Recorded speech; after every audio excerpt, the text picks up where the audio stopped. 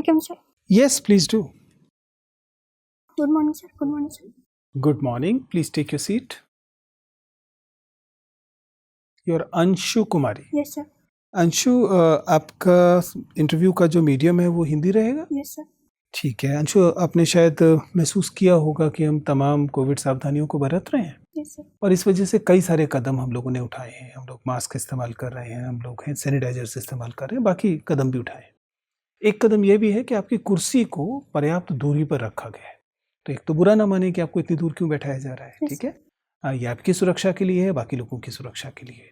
एक अतिरिक्त इस अरेंजमेंट का फ़ायदा ये भी है कि यदि आप चाहें तो आप अपना मास्क हटा सकते हैं, क्योंकि आप पर्याप्त दूरी पर हैं और जाहिर है कि इंटरव्यू देने में सबसे ज़्यादा सहज आप बिना मास्क के ही महसूस करेंगे। Yes, sir. तो आप चाहें तो मास्क हटा लीजिए। Thank you.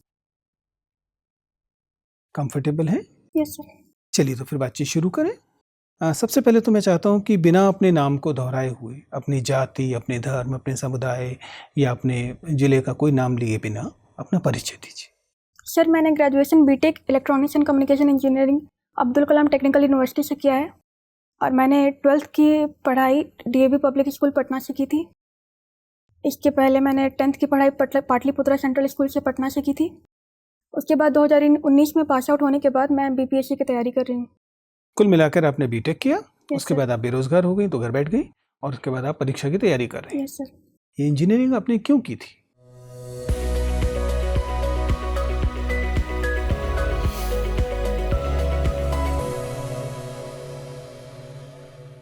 सर, इंजीनियरिंग मैंने जब मैं 12th में थी उस टाइम घर में एक परसेप्शन ये था कि बच्चे अगर पढ़ाई मैथ्स और साइंस में अच्छे हैं तो उनको इंजीनियरिंग कराई जाए। तो सर यही सोशल परसेप्शन था जिसकी वजह से मैंने बीटेक कर ली। But after 3rd year I realise that I have to go in civil services. That's why after BTech I came to this field. अच्छा, इलेक्ट्रॉनिक्स कम्युनिकेशन में आप अच्छी स्टूडेंट थी या बस काम चला रही थी? Sir, I was average student. चलिए बताइए, आपको 2 ट्रांजिस्टर दिए गए हैं, आपको पहचानना है कि एक PNP ट्रांजिस्टर है, उनमें से एक NPN है। कैसे पहचानेंगे? Sir, I am unable to recall. College जाती थी? Yes sir. लैब में गई थी? Yes sir.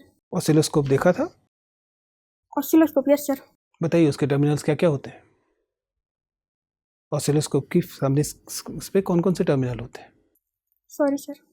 लैब में नहीं जाते थे? सर, जाती थी but I forgot in 2 years। 2 साल में भूल गए? I will need to recall.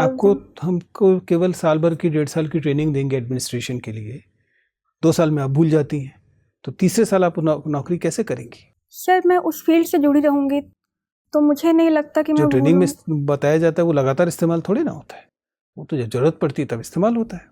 Electronics में तो आप जुड़ी रही थी, मोबाइल फ़ोन इस्तेमाल कर ही रही होंगी। Yes sir, but sir mobile phone और ऑसिलोस्कोप। चलिए बताइए 5G की क्या टेक्निकल स्पेसिफिकेशंस क्या हैं? 5G के टेक्निकल स्पेसिफिकेशंस सर, 4G में data speed, sir exact specification I don't remember but I can guess. Sir may I? बताइए। सर, 4G में डेटा स्पीड की लिमिट 1 GB पर सेकेंड थी। 5G में ये डेटा स्पीड की लिमिट बढ़ जाएगी। And sir the time in which sir basically it is data speed and the persons, मतलब एक कनेक्शन से जितने ज़्यादा से ज़्यादा पर्सन्स लोग कनेक्ट हो पाएंगे as compare to 4G। Sir इससे सर स्पेसिफिकेशन आई डोंट इत्मीनान से रिलैक्स होके बताइए, कोई चिंता की बात नहीं है। Yes sir. भूगोल आपने विषय लिया है? Yes sir. क्या भूगोल है? Sorry sir. क्या भू यानी पृथ्वी गोल है? Sir, it is not exactly circular, not exactly circular, it is elliptical shape. Poles के पास आप समझ पा रही हैं, सर्कल और एलिप्स 2 डायमेंशनल चीजें होती हैं। सर एग्जैक्टली गोल नहीं है, वो पोल के पास थोड़ा सा डिप्रेशन है। उस आकृति को क्या कहा जाता है? सर आजकल भूगोल में या फिर अंतर्राष्ट्रीय संबंधों में भी एक आर्कटिक रश की बात की जा रही है। क्या है Arctic rush? Sir, Arctic ocean में बेसिकली साइबेरियन रीजन में नेचुरल गैस के रिसोर्सेज का एविडेंस मिला है, जिसके लिए रशिया और चाइना वहाँ पे एक्सप्लोर कर रहे हैं आर्कटिक रीजन को। तो इसे और आर्कटिक बाकी सारी कंट्रीज भी उसमें इंटरेस्ट ले रही हैं। इंडिया इज लेफ्ट आउट या भारत की भी कोई उस मामले में कोई पहल है? सर इंडिया और रशिया अच्छे हिस्टोरिकल टाइज अच्छे हैं, तो सर रशिया के साथ मिलकर इंडिया ने भी कोशिश की है। ठीक, थैंक यू सर। अंशु, आपका इंटरव्यू 17 अगस्त को है। Yes sir. भारत पाकिस्तान के विभाजन से संबंधित 17 अगस्त का क्या इम्पोर्टेंस है? सर 17 अगस्त गेस करने के लिए मैं आपको देता हूँ, ज्योग्राफी आपका ऑप्शनल है। Yes sir. कुछ ज्योग्राफिकल नज़रिए से भी देखिए। Sorry sir, I don't know. Red Cliff line का नाम सुना है? Yes sir. 17 अगस्त को ही वो खींचा गया था, ओके सर, थैंक यू। है ना? तो रेड क्लिफ लाइन को लेकर के कोई विवाद जिसके बारे में आप पढ़े हों ज्योग्राफी में? सर रेड क्लिफ लाइन के बारे में ये कहा जाता है कि the person who Drew the line didn't knew anything about India and Pakistan. वो तो ठीक है, उससे विवाद क्या हुआ? वो सर, नहीं आए थे, उस स्पॉट पे नहीं आए थे, बस कागज पे 2 लाइन खींच दिया उन्होंने और हो गया ज्योग्राफिकल डिवीजन। उससे विवाद क्या हुए? रेड क्लिफ लाइन की वजह से काफ़ी जगहों पे इंडिया पाकिस्तान बॉर्डर डिस्प्यूट्स हो गए हैं। वो तो ओवरऑल आपने नेताओं जैसी बात कही, ऐसे उसी समय जो हुए थे स्पेसिफिक काफ़ी सारे हमने सॉल्व कर लिए, फिर तो लड़ाई झगड़ा होकर LOC ये सब मत जोड़िए। लेकिन उस लाइन खींचने के बाद बेरुबारी नाम सुना है आपने? बेरुबारी कांड या बेरुबारी केस जानते हैं? बेरुबारी केस सुना है? Yes sir. क्या है बेरुबारी?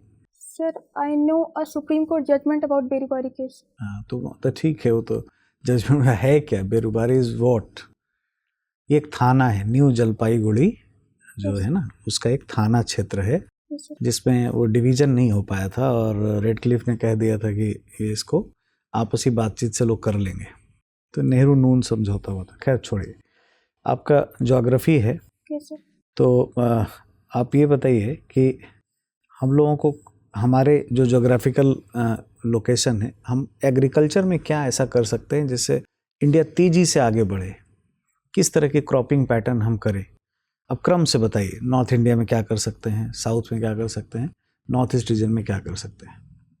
सर तो नॉर्थ वेस्ट रीजन में basically Punjab, Haryana and western UP में ग्रीन रिवॉल्यूशन का अच्छा इम्पैक्ट देखा गया है।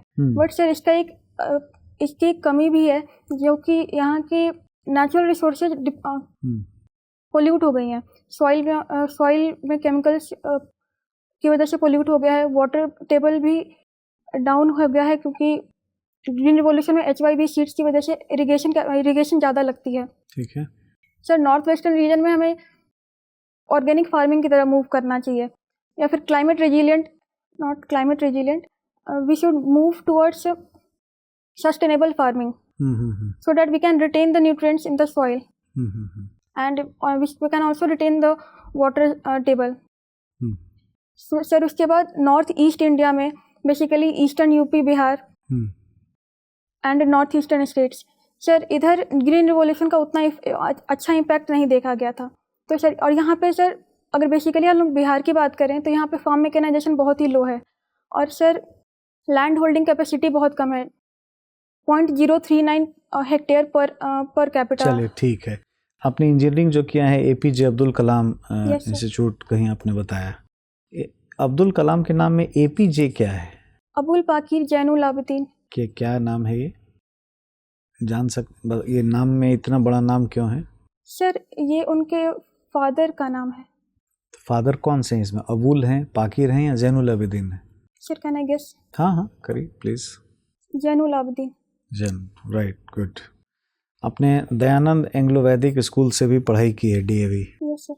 दयानंद जी से ऐसा क्या आपने कुछ यूनिवर्सल वैल्यूज लर्न किया है जिसका एडमिनिस्ट्रेशन में फ़ायदा हो सकता है? सर दयानंद सरस्वती मेनली आर्य समाज के फाउंडर थे। उन्होंने वैदिक कल्चर की तरफ काम किया था। सर मैं दयानंद सरस्वती से मुझे बहुत कुछ सीखने को मिला उनकी आइडियोलॉजी से। सर उन्होंने इक्वलिटी प्रमोट की थी सोसाइटी में। ठीक है। और एंड सर उन्होंने मूर्ति पूजा को उतना नहीं मानते थे। ठीक है, भारत के कंपोजिट कल्चर के लिए अच्छा है। ठीक है। Yes sir. चलिए, ड्राइंग आप करते हैं? Yes sir. किस तरह की पेंटिंग करते हैं आप? मतलब क्या कुछ बता सकते हैं? Sir I usually draw what I see. Most recently I draw mandala art. Dadaism के बारे में जानते हैं? व्हाट्स पेंटिंग में Dadaism. No sir. Pablo Picasso का नाम सुने हैं? किस तरह की पेंटिंग करते थे? Sorry sir. पिकासो का भी नाम नहीं सुना आपने? चलिए ठीक है. Anshu, yes sir. आपका जन्मदिन है 17 नवंबर को. Yes sir. 17 नवंबर को मनाया जाता है नेशनल एपिलेप्सी डे. सुना है आपने? No sir. आपके जन्मदिन के दिन देश में क्या मनता है इससे भी अवेयर नहीं है. Sorry sir. आप ड्राइंग करती हैं? Yes sir. मधुबनी पेंटिंग जो विधा है हमारे यहाँ, वो भी ड्राइंग का ही पार्ट है या ड्राइंग से अलग है?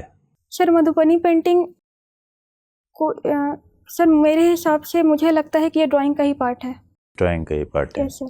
तो ड्राइंग और पेंटिंग एक ही है बेसिकली? नो सर, पेंटिंग में हम कलर्स का यूज करते हैं, कलर्स को फिल करते हैं. ठीक है. और ड्राइंग में? ड्राइंग में वी जस्ट ड्रॉ लाइंस. और स्केच में? सर स्केच में we do shading with different shades of pencil. Water colour हम लोग सुनते हैं. वाटर कलर क्या होता है? वाटर का तो कोई कलर होता नहीं.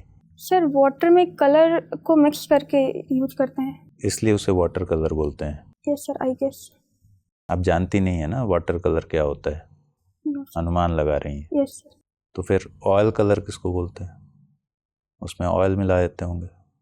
Sir oil colour oil painting में यूज करते हैं. उसमें सर मुझे जहाँ तक पता है सर, ऑयल में डिफरेंट डिफरेंट कलर्स मिलाते हैं और उसको फिर पेंटिंग में यूज करते हैं. ठीक है. मधुबनी पेंटिंग से जुड़ी हुई 2 शख्सियतों को पद्म पुरस्कार दिया गया है. सर कौन दुलारी कौन? देवी एंड सिया देवी. ठीक है. दुलारी देवी जी के बारे में कुछ बताइए. Sir I know that she got Padmashri in 2020. अच्छा. और सॉरी सर. साहित्य अकादमी पुरस्कार 2020 में बिहार से जुड़ी एक महिला शख्सियत को अवार्ड दिया गया. क्या नाम है उनका? किस रचना के लिए दिया गया? Sorry sir. ठीक है. आप ज्योग्राफी की भी स्टूडेंट हैं? Yes sir. ज्योग्राफी ऑप्शनल है आपका. बिहार में गंगा का फ्लो कहाँ से कहाँ तक है? सर बिहार में ये भोजपुर ज़िले में एंटर करती है और भागलपुर में ख़त्म होता है. भागलपुर के बाद ये वेस्ट बंगाल में एंटर कर जाती है. भोजपुर में एंटर करती हैं, बक्सर में एंटर करती हैं? सॉरी सर, बक्सर में एंटर करती है. बक्सर, फिर भोजपुर, फिर पटना. बक्सर, भोजपुर और पटना. पटना. Yes sir. बिहार झारखंड के अलग होने के बाद बिहार में क्या पठार बचे हैं या नहीं बचे हैं? सर सदर्न डिस्ट्रिक्ट्स में है. छोटा नागपुर के कुछ पार्ट हैं एंड छोटा सर नागपुर के पठार तो अब झारखंड में चले गए हैं शायद. सर जो झारखंड से ज़िले जो लगते हैं वहाँ पे कुछ बताइए पार्ट हैं. कौन कौन से जिले में छोटा नागपुर पठार के अंश आते हैं? Sir sorry sir, Gaya, Nawada, Aurangabad. Sir except this I think, sorry sir, I except this मुझे लगता है रोहतास के इलाके में छोटा नागपुर पठार का फैलाव है कि नहीं है? रोहतास में यस सर है. कुछ स्कीम्स के बारे में बताइए जो सिर्फ महिलाओं के लिए बिहार में चलाए जा रहे हैं बिहार सरकार द्वारा. सर बिहार में महिला एजुकेशन एक बहुत ही बड़ी समस्या है. स्कीम्स के बारे में बताइए. सर तो इसके लिए सीएम पोशाक योजना, जिसके तहत स्कूल की छात्राओं को यूनिफॉर्म के लिए इंसेंटिव मिलते हैं. सीएम बाईसाइकिल योजना, इसके तहत छात्राओं को साइकिल के लिए इंसेंटिव मिलते हैं. सर इसके अलावा सीएम कन्या प्रोत्साहन योजना, सिविल सेवा कन्या प्रोत्साहन योजना. Sir the girls who qualify civil services exam, the government give them a form of grant. आपको भरोसा है ना कि आप सभी स्कीम्स के साथ सही विवरण दे रही हैं? Yes sir. मुख्यमंत्री कन्या उत्थान योजना के बारे में सुना है आपने? सर एग्जैक्टली रिकॉल नहीं कर पा रही हैं. लक्ष्मीबाई विधवा पेंशन स्कीम के लाभार्थी कौन है? सॉरी सर, याद नहीं है या सर नहीं पढ़ा हुआ है, ध्यान नहीं कर पा रही हैं? ठीक है सर. अंशु, बिहार का सेक्स रेशो क्या है? सर बिहार का sex ratio 918. 918. Yes sir. National क्या है? 943। बिहार का कम है, क्यों? Yes sir. सर इसका मेन रीज़न मुझे लगता है वहाँ पे इलिटरेसी, पॉवर्टी। सर वहाँ पे Bihar is the one of the sir it is the most backward state in terms of literacy. क्या है लिटरेसी रेट वहाँ पर? सर ओवरऑल लिटरेसी 61.8% है। Female literacy? Female literacy 51.5%। 51.5। Okay. MMR क्या है? Sorry sir. आईएमआर क्या है? Sir it is as per economic survey 2019-20 it is 32 per 1,000 children. Which is bad national average से? No sir.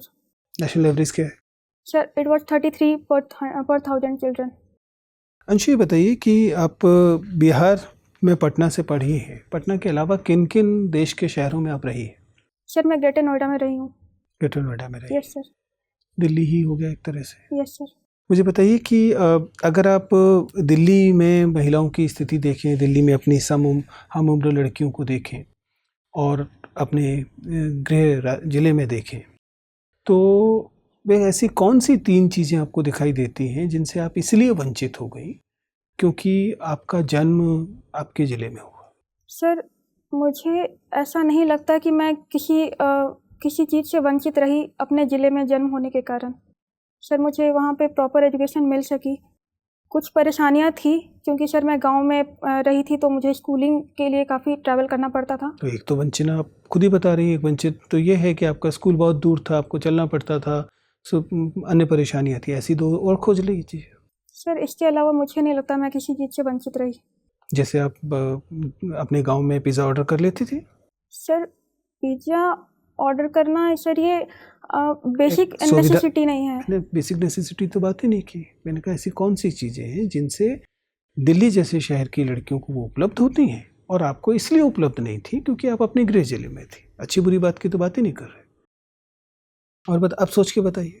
सर अगर development के perspective से कहा जाए तो there is no doubt that Patna is least developed than Delhi. तो सर एक तो हुआ कि विकास को अगर हम मानेंगे तो स्वाभाविक है कि राष्ट्रीय राजधानी थोड़ी ज़्यादा विकसित है। इसके अलावा? सर इसके अलावा मुझे दोनों जगहों पे सेम तरह की दिक्कत फेस करने को मिली। ठीक है। जैसे कि इनसिक्योरिटी। ठीक है। और? Sir sorry sir. ठीक है, इसका मतलब आप समाज की तुलना करने में असमर्थ हैं। आपकी सारी तुलना के आधार आर्थिक रहेंगे, सामाजिक तुलना आप करने की स्थिति में सामान्यतः नहीं। क्या बिहार का, पटना का समाज और दिल्ली का समाज एक ही जैसा सोचता है या अलग अलग सोचता है? Sir there is more gender inequality in Bihar. ठीक है, विच इज़ ऑब्वियस। इसके अलावा? सर इसके अलावा बिहार में महिलाओं की भागीदारी इकोनॉमिक एक्टिविटीज़ में कम है दिल्ली की अपेक्षा। ठीक है, ठीक है अंशु, बाय एंड लार्ज हमें आपसे बात करके बहुत खुशी हुई है। आपका इंटरव्यू समाप्त होता है, आप जा सकते हैं। Thank you sir.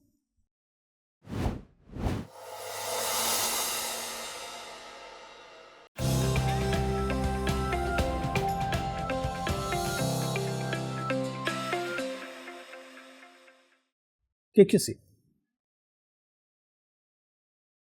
Tell me, क्या स्थिति है आपकी? आपको कैसा लग रहा है आपका इंटरव्यू? किन एरियाज में आपको लगता है कि आपने अच्छे से किया? कहाँ लगता है कि सर मैं यहाँ इससे बेहतर कर सकती हूँ? सर मैंने नॉलेज की कमी लगी मुझे। मैंने करंट अफेयर अभी रेडी नहीं किया है। अच्छा, 17 तारीख को आपका इंटरव्यू है। Yes, आपके पास लगभग 1 महीने का समय है। Yes sir. कम्युनिकेशन के बारे में आपकी क्या राय है? आप सहज कम्युनिकेट कर रही थी? आपको लगता है कि नहीं तनाव में थी? सर मैं नर्वस थी। Yes sir.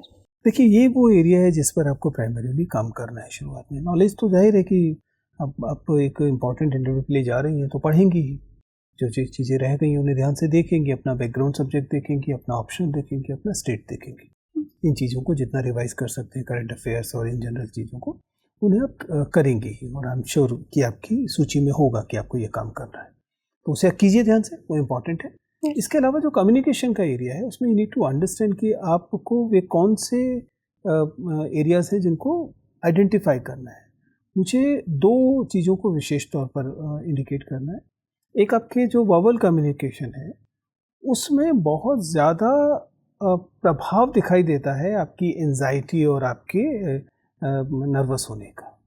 आप समझ पा रहे हैं? यानी कि देखिए, किसी भी व्यक्ति को इस तरह की सेटिंग में थोड़ी बहुत नर्वसनेस होगी, होनी भी चाहिए, उससे कोई बुराई नहीं, लेकिन वो डायरेक्टली रिफ्लेक्ट नहीं होना चाहिए वर्बल कम्युनिकेशन में। नॉन वर्बल में तो आपके कंट्रोल में नहीं होता। नॉन वर्बल कम्युनिकेशन में नॉर्मली आपको कंट्रोल करके जानबूझ के रोकना पड़ता है, क्योंकि अदरवाइज वो अपने आप रिफ्लेक्ट होता है। लेकिन वर्बल कम्युनिकेशन में आप आसानी से उसे रोक सकते हैं। ठीक है, जैसे कि आपकी स्पीड ज़्यादा हो जाती है, ठीक है, जो कि जिसे आपको थोड़ा सा कम करना है, वॉल्यूम थोड़ा सा ऊंचा करनी है, यानी वॉल्यूम बढ़ेगी, स्पीड कम होगी, इससे आपका कम्युनिकेशन जो है वो उसकी प्रभाव जो है वो बढ़ जाएगा। मेक श्योर जब भी आप लैंग्वेजेस स्विच करती हैं, ये बहुत अच्छा इंडिकेशन नहीं है। क्यों इंडिकेशन नहीं? क्योंकि ये आपके कुछ नॉर्मली कैंडिडेट्स की ग्रंथियों को दिखाता है। ठीक है ना, ऐसा लगता है कि कैंडिडेट जो है या तो कंफर्टेबल नहीं है एक भाषा में, आप अंग्रेजी में बोल पा रही हैं तो अच्छी बात है, फिर अंग्रेजी में इंटरव्यू दे सकती है। उसमें तो हमेशा ये सुविधा रहती है कि अगर आप अंग्रेजी में इंटरव्यू दे रहे हैं तो बोर्ड मेंबर जब हिंदी में बोलेगा तो आप हिंदी में उत्तर दे दीजिए, आपको दोनों भाषाएं आती हैं। लेकिन जब आप हिंदी में बातचीत में अंग्रेजी बीच में लेकर आते हैं तो लगता है कि जैसे कि आपका आत्मविश्वास, अपने ऊपर विश्वास जो है उसकी मात्रा थोड़ी कम है, और आप उसे किससे फिल करने की कोशिश कर रही हैं? अंग्रेजी लाकर फिल करने की कोशिश। इस लेवल पर इससे कोई फ़ायदा नहीं होता। सड़क पर फ़ायदा हो सकता है, लेकिन इस लेवल पर अंग्रेजी से हिंदी, हिंदी से अंग्रेजी, उनके लिए दोनों भाषाओं का कोई ऐसा तो है नहीं कि अंग्रेजी बोलने वालों को ज़्यादा महान मानेंगे, ऐसा तो वो समझ आ चुका है। ठीक है ना, तो there is no point about it. तो उस एरिया में कॉशियस रहिए। Yes sir. वाक्य की संरचना हिंदी रखिए। अगर आप हिंदी में इंटरव्यू दे रही है, भले एक आध शब्द अंग्रेजी में आ जाए उसकी चिंता नहीं, ठीक है ना, वो ठीक है। अगर आप मान लीजिए कोई टेक्निकल शब्द नहीं आ रहा, कोई बात नहीं, लेकिन वाक्य का स्ट्रक्चर जो है वो अगर आपने हिंदी माध्यम लिया है तो कोशिश कीजिए कि हिंदी रहे। इसका रिवर्स में तो ये सुविधा होती है कि आप अंग्रेजी में इंटरव्यू दे रहे हैं, किसी बोर्ड मेंबर ने हिंदी में पूछा तो हिंदी में उत्तर दे दिया, लेकिन ये अंग्रेजी में इंटरव्यू देने वालों को पास अतिरिक्त सुविधा, हिंदी में इंटरव्यू देने वालों के पास अतिरिक्त सुविधा नहीं है। ठीक है ना, बाकी चीज़ें इन जनरल आपकी अच्छी है। मुझे आपको कंटेंट में तैयारी के लिए सलाह देनी है, जो आपको पहले से पता है किन किन एरियाज में जाना है, और कम्युनिकेशन में इन चीज़ों को देखना है। अदरवाइज आपका बैठने का तरीका ठीक है, आपका एंट्री ठीक है, आपका फ्लो सामान्यतः ठीक है, ठीक है, आई कॉन्टैक्ट भी यूजुअली अच्छा है। तो I am sure you will do very good, right? All the best. Thank you sir.